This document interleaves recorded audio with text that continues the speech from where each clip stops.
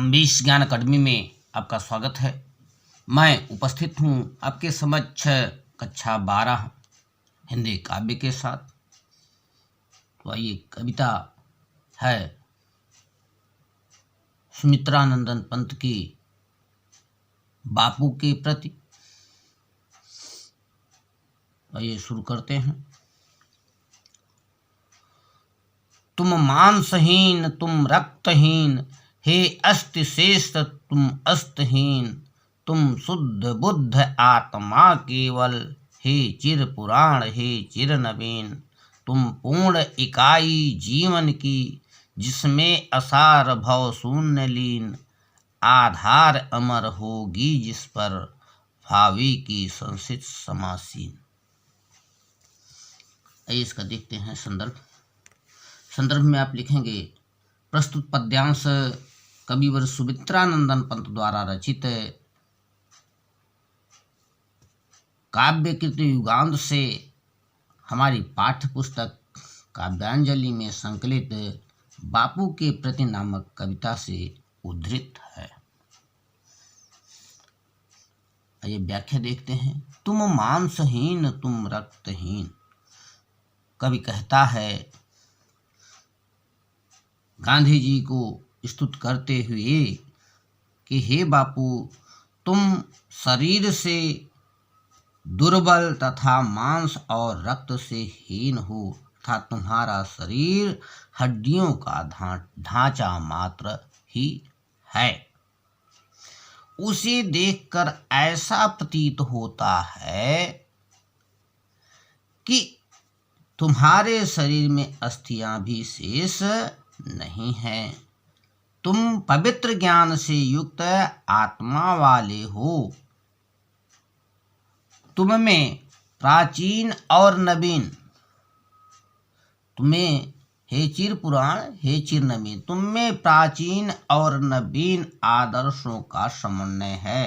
अर्थात तुम प्राचीन आदर्शों के साथ साथ नवीन आदर्शों को स्वीकार करते हो।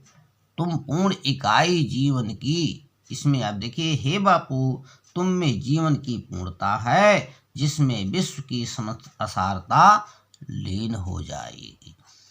हे बापू, तुम्हारे ही जीवन के आदर्शों पर भविष्य की संस्कृति और सभ्यता उचित प्रकार से प्रतिष्ठित होगी। भावी की संस्कृति समासीन, समान रूप से आसीन होगी, अर्थात प्रतिष्ठित होगी। इसके बाद आगे देखते हैं।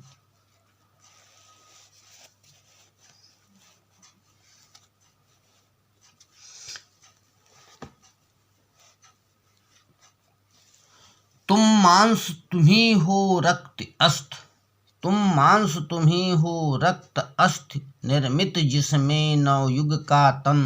तुम धन्य तुम्हारा निस्व त्याग, है विश्व भोग का वर साधन।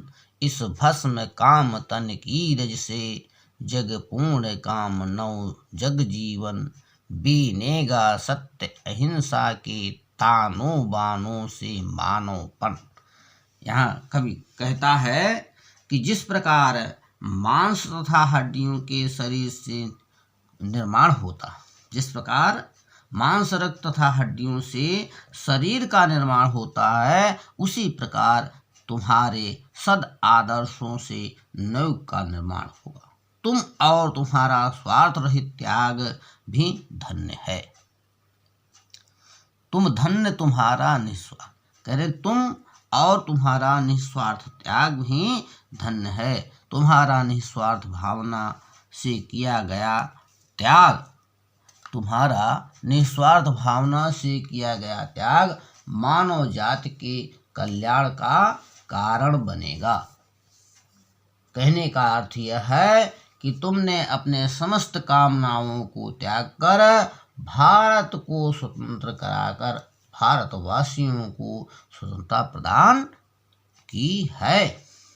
आगे कवि कहता है, यह नवीन जगत अब अपनी इच्छाओं और भावनाओं को भस्म करके उसकी धूल से सत्य और सिद्धांत को प्राप्त करेगा।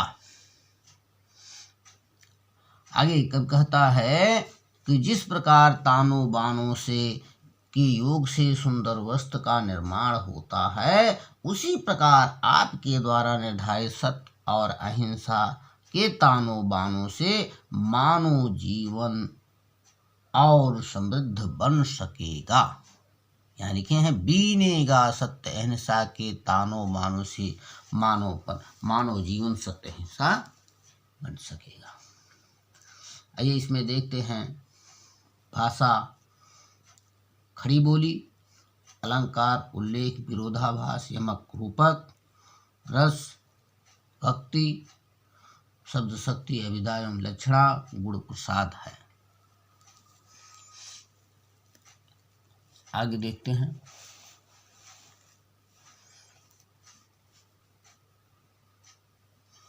सुख भोग खोजने आते सब, आए तुम करने सत्य खोज, जग की मिट्टी के पुतले जन, तुम आत्मा के मन के मनोज, जड़ हिंसा स्पर्धा में भर, चेतना अहिंसा नम्र ओज, पशुता का पंकज बना दिया, तुमने मानवता का सरोज।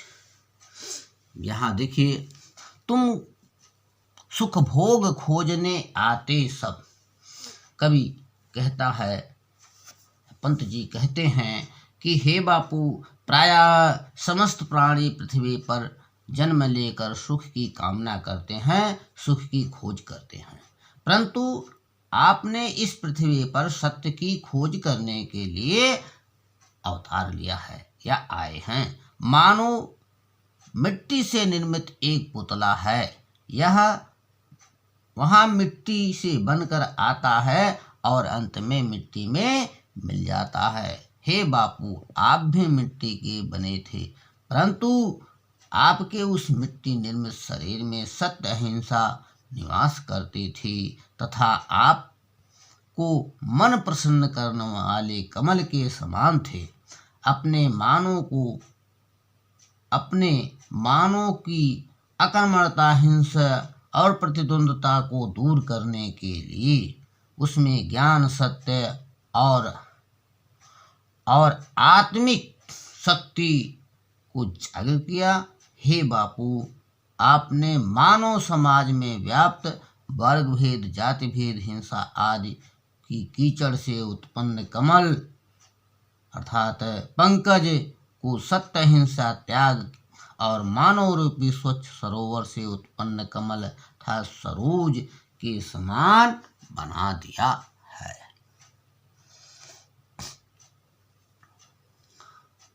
आइए इसमें देखते हैं काव्य सौंदर्य। भाषा संस्कृत मिश्रित खड़ी बोली है।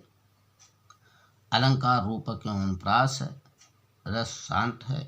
गुण माधुर्य है। इस वीडियो में इतना ही। आपको कैसा लगा? अच्छा लगा हो तो जरूर लाइक करेंगे, शेयर करेंगे और सब्सक्राइब करेंगे। धन्यवाद।